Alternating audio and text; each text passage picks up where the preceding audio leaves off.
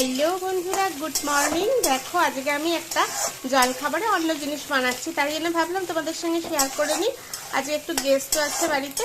আজকে egg fry Maggi করছি। এখানে আমি 4টে ডিম নিয়ে নিয়েছি, নিয়ে নুন দিয়ে দিয়ে ভালো করে এটাকে একদম এইভাবে ভুর্জির মতো করে নিয়েছি।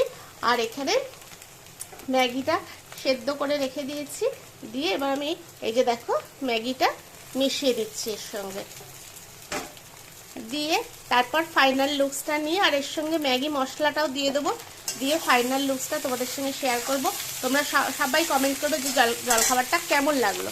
দেখো বন্ধুরা, এরকম ম্যাগির মশলাটা ছড়িয়ে দিয়েছি। ও মা গো, আমার কড়া হড়কে যাচ্ছে গো, কি করি, কড়া হড়কে যাচ্ছে।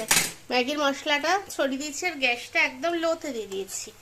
দিয়ে এবার হালকাভাবে, ক্যামেরাটা যেহেতু আমি হাতেই রেখেছি, স্ট্যান্ডে দিইনি, কড়াটা একটু নড়ে যাচ্ছে।